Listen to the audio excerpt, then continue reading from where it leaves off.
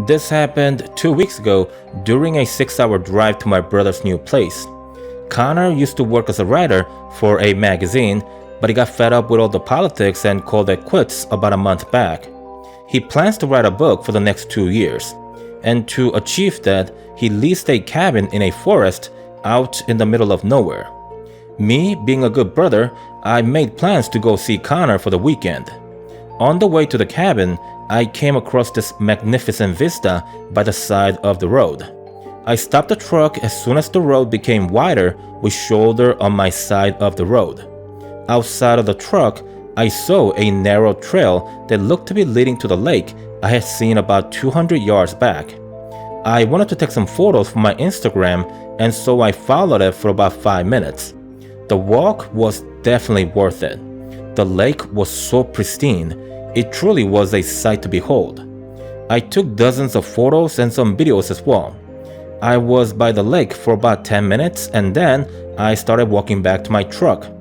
Some 10 yards behind the truck, I noticed there was something wrong by the way the truck was sitting on the road. The front end seemed to be way lower than it should be. When I ran to the truck, I unfortunately got the unwanted confirmation. The 2 front tires were busted. And I don't mean to say they were flat and flat only. No, the tires were shredded to pieces. I could actually see the steel belts inside and the inner linings. I thought at first it could be the work of a bear, but the extent of the damage, it just didn't seem realistic for a bear. I grew up in bear country and I'm fully aware of the sort of damage those creatures can inflict. But tires? Bears could puncture them and do some damage, but they could never shred them to pieces like this. The only animal I know capable of doing something similar is alligators. The problem is, I was on a mountainous road in Virginia. Sure, alligators have been spotted in the swamps of Virginia from time to time, but they don't climb up mountains. They couldn't be in the area I was at. In any event, I called AAA, got my truck towed to the nearest tire shop, and had everything sorted out before the end of the day. I spoke to the locals about the incident, and everyone seemed to be shocked by the extent of the damage done to the tires. It's just one of those things that happens in life that you can never get answers for. My wallet sure felt the damage, but I got over it and it's all good. I just thought I'd share my story with your viewers and see what they have to say about it. Thanks for reading.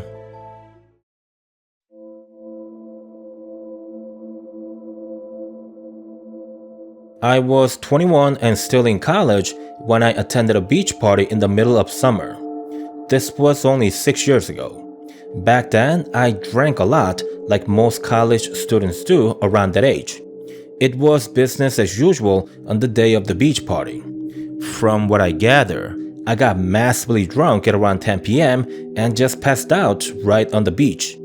When I woke up, the time was 2 in the morning. My friends were sleeping only a few steps away from me. I also saw a girl that I couldn't recognize completely passed out. They weren't getting up anytime soon.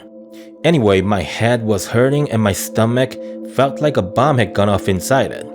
I figured a stroll would help, and so I began walking by the beach. It felt nice when the waves washed over my feet and the sounds were quite soothing as well. I had walked quite a distance by the time I turned around to go back to my friends. That's when I saw a black inflatable dinghy coming close to the shore. Everything happened real quick. 3 or 4 men jumped off the dinghy and they ran toward my friends. I knew right away something was off, so I ran toward them as fast as I could. I saw the men put something on the mouths of 2 of my male friends and the one girl who had passed out right beside us. They dragged them onto the dinghy, and all of that happened in less than a minute. The dinghy was already heading out to the sea by the time I reached the scene. I was too late. I called 911 and tried to tell the operator that they should send out the Coast Guard in search of a black inflatable dinghy. I told her to do so before it's too late. Unfortunately, she refused to listen to me. The operator told me that the police were on the way and that I should explain everything to them. The police arrived after 10 minutes and I couldn't stop crying when I saw them approaching me. I knew it was too late. 10 minutes is more than enough time to disappear on land in a vehicle. Now imagine 10 minutes out at sea on a motorized dinghy. They could be anywhere by that time. I explained everything to the cops as quickly as I could. The actual search officially began some 2 hours after my initial call to 911. It yielded nothing. My friends, along with the girl who had passed out next to us, were gone. No one knows what happened to them till this day. I was questioned by the police several times before the investigation was officially halted. For a while there, I thought they were trying to pin the whole thing on me. Fortunately, that didn't happen. 6 years of therapy, and I still think about that night every single day. I still wonder what might have happened had I continued to sleep with my friends on that beach. Could I have stopped the kidnappers? Would I have gotten kidnapped as well? It's been a recurring nightmare that refuses to stop. I can't let go of this guilt that logically I know I shouldn't have. I just can't help it. Not knowing what happened to my friends and that girl, imagining the horrific things they must have endured, I feel that I'm slowly going insane, and I don't think that I can stop it either.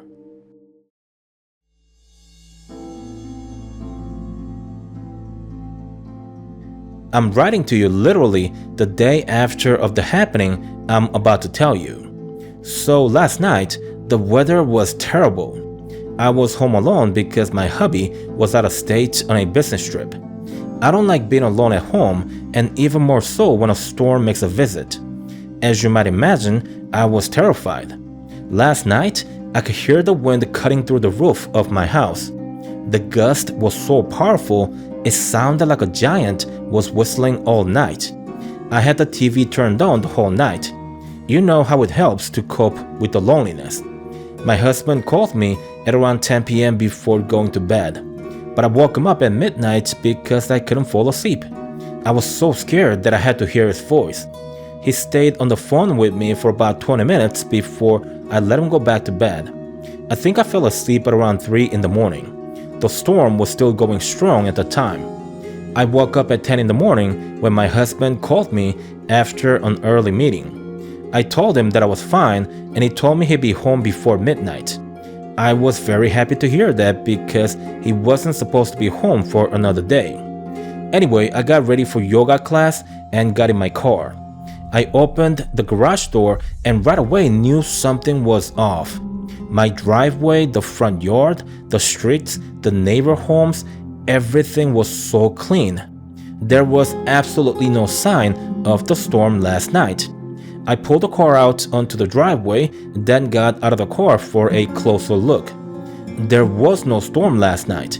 I googled for weather last night on my phone, and crazy enough, we had a clear night. I went and knocked on my neighbor's door, and Christine stepped out to greet me. I asked her, "Hey Christine, listen, I've got a crazy question for you." "Shoot," Christine responded. "Am I crazy to think that we had a storm last night? Because I swear the wind was howling before I fell asleep. I heard the rain too." "Jill, go easy on that wine," said Christine while laughing hysterically. I laughed with her as if admitting to that I was drunk, which by the way I was not. Then we said goodbye and I went to my yoga class. Here's the thing, unless I went crazy last night, there was a storm. You cannot mistake the sound of the rain hitting the roof, the wind carving through the sharp edges of the house, and most of all, the deafening sounds of the thunder. I just can't explain what the hell happened to me last night. I've never once hallucinated. I don't take meds for psychiatric issues. I get scared easily, but the fear has never translated to seeing or hearing things that aren't real.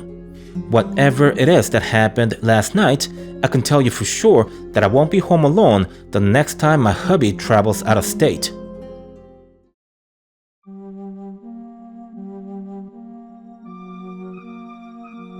Ever since I can remember, I was always the weird kid in school. I would start a new semester, make a new friend, then lose him in a matter of days.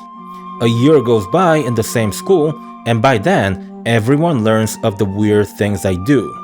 After a while, the whole town knows of my thing, and nobody wants to be seen near me. That's been my life. The thing that I do is involuntary. You see, I see things. I see people that are technically not real. I say technically because I once saw my dead neighbor.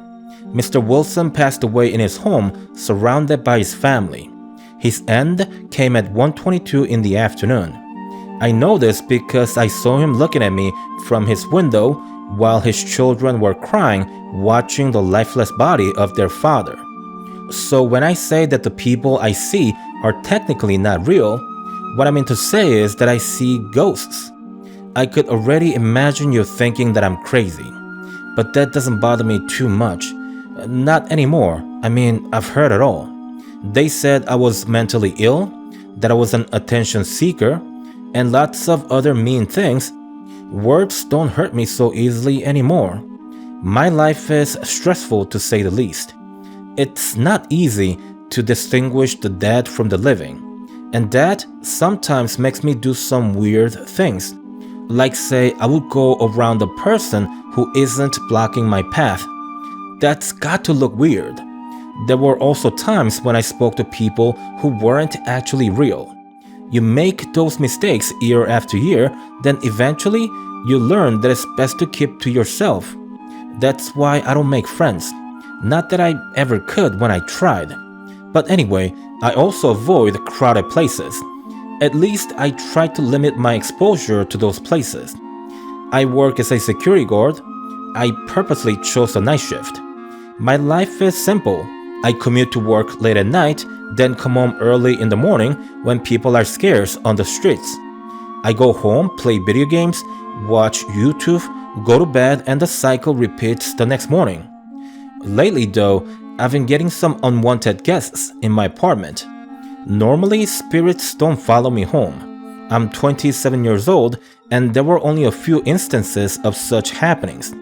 The first time, a spirit of a boy stayed at my place for a day. Then there was an old lady who stayed for a week until one day she just went away. And there were other instances that were uneventful. They don't bother me or speak to me. They just stay standing for the most part. Sometimes you see them walk around a bit, but that's about the extent of action I get from the spirits that follow me.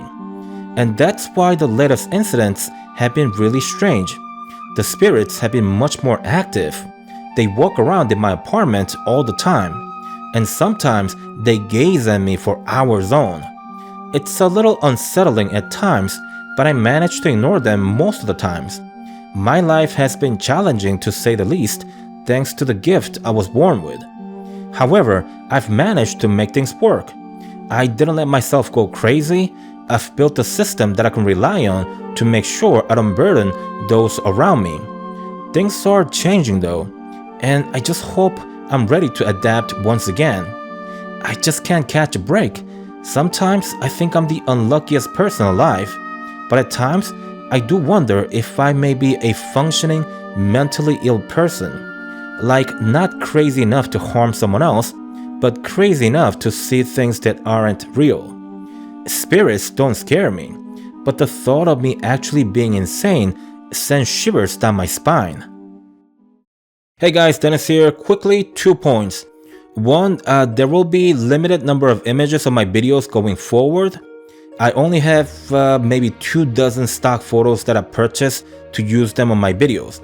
A good percentage are ones posted on free-to-use websites, and then over 50% of the photos I use are Googled. With Article 13 being a real deal now, I guarantee you that the images on the videos will be scanned more thoroughly going forward. Thus, many videos with Googled images will either be set in limited mode or be completely banned in the EU countries and perhaps even in the US. YouTube is becoming more strict with rules each day. The reason why you see so many of the mainstream media and the big Hollywood stars being promoted here is so that YouTube can slowly migrate the eyeballs of their viewers to the contents made by the established media companies. In doing so, YouTube can maintain a more secure advertisement deals. I'm not gonna go into politics on this video, but I will mention that money is a huge factor in these changes. The second point I want to make is about the addition of different contents on this channel. As far as the specifics go, I haven't completely made up my mind yet. I'll continue doing the scary stories, but I need to be able to publish almost every day if I want to have any chance of getting this channel back on track. YouTube wants contents pumped out continuously. You'll notice that most of the channels that do well publish at least one video per day. I'm going to have to think of ways to publish more often and experiment with different types of contents. So let's see how things go with the changes. Hopefully you guys will stick around, not out of loyalty, but because I'm making entertaining contents for you. Alright, thanks for watching. I'll see you on the next one. Goodbye.